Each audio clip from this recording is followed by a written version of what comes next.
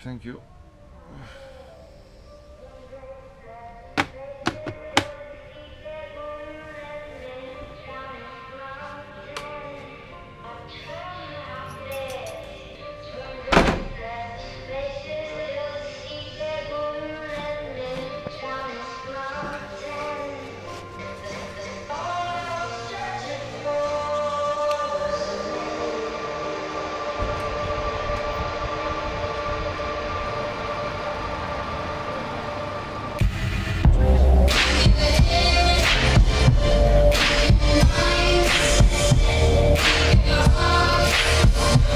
Bienvenue en cette première journée aux Philippines. On est à l'aéroport de Manille et on s'en va à Tagbilaran pour un projet que je vous montre sur place. Ça risque d'être cool. On a 2 heures d'avion. C'est beaucoup moins long que ce qu'on a déjà fait. Ça va passer assez vite à mon avis. Mes pauvres petites jambes, pas grandes jambes. Voici donc arrivé à Tagbilaran. Il est tellement chaud, tellement humide, j'ai l'impression de pouvoir lécher l'eau dans les arbres. Un aéroport à la fine pointe de la technologie internationale évidemment. Le plus gros convoyeur de toute l'histoire de l'humanité. Environ 1 mètre sur 2 mètres, attention quand même. Là les valises, les valises ça arrive. Ouais. Oh, je viens de baisser. Thank you.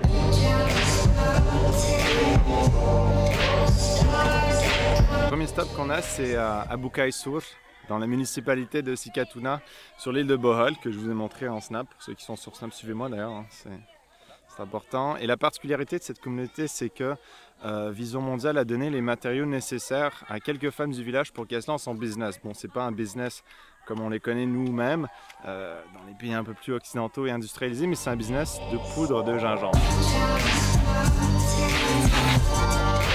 La poudre de gingembre, c'est quoi? C'est une poudre qu'on peut utiliser pour faire du thé, pour faire des boissons tièdes, froid, c'est pas très bon. Et apparemment, ces boissons-là ont des propriétés, attendez, je descends juste une petite colline, là, ont des propriétés médicinales pour la gorge, pour l'estomac. L'hiver, apparemment, quand il neige ici, non, c'est pas vrai, il neige jamais. L'hiver, ils ont des, c'est ce qu'ils utilisent pour avoir moins mal à la gorge, pour mieux digérer, parce qu'ils mangent des trucs un peu rudes sur l'estomac. Et une fois qu'ils ont donné les matériaux aux femmes du village pour partir leur propre business, ensuite c'est elles qui gèrent leur business, c'est elles qui gèrent les coûts, c'est elles qui gèrent les matériaux. Vision Mondiale se retire petit à petit de la communauté. Et les femmes maintenant, c'est elles qui s'occupent de tout. Et puis ça roule. On va essayer ça. On va essayer de faire de la poudre de thé. Et on va voir si c'est cool. Et je vais voir si je vais le mettre dans la vidéo. I'll help you.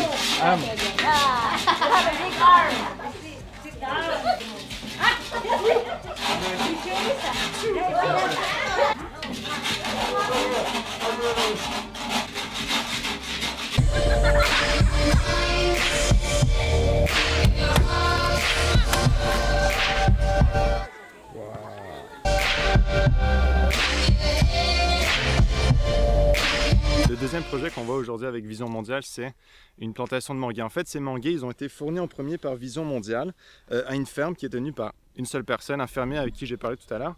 Et 2 mois par année, il récolte les mangues, il les vend sur le marché. Avec ses profits, il permet à ses enfants d'aller à l'école. Il a 3 enfants, un au secondaire, un au primaire. Et puis, il leur achète leur fourniture scolaire, il paie les frais de déplacement, il leur permet de payer les frais d'éducation. Et ça peut paraître tout con, mais juste le petit boost que Vision Mondiale... Ah, il y a des motos qui passent. Salut. Hello. Juste ce petit boost qui a permis aux fermiers au tout départ de planter ses manguiers, ça lui a permis d'avoir des mangues en premier lieu, de les revendre, d'acheter plus de manguiers. Maintenant je pense qu'il a une 50aine de manguiers. Chaque arbre lui rapporte 10 000 pesos à peu près par année.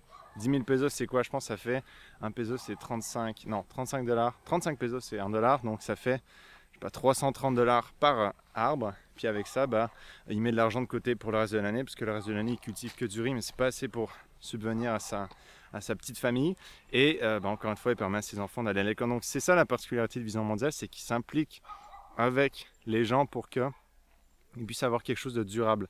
C'est pas juste un input d'argent d'un coup, c'est un input d'argent qui leur sert ensuite eux-mêmes à être indépendants. Puis ensuite, Vision Mondiale, petit à petit, se retire, il les laisse continuer tout seul.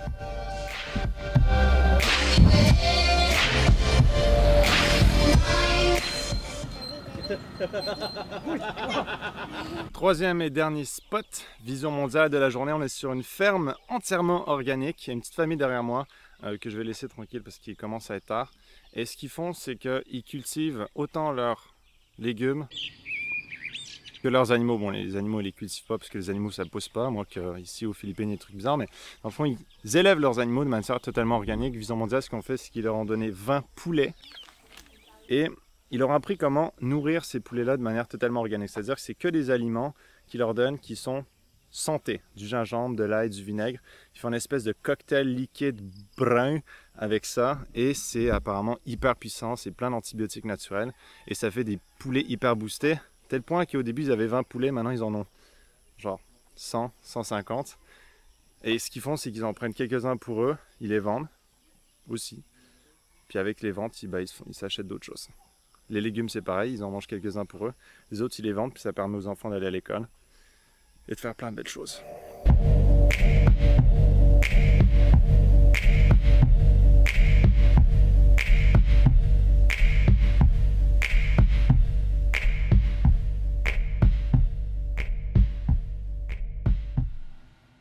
Ce soir, on est bien, on est là. Allez, ce soir, spécial discothèque. On s'amuse, on est bien.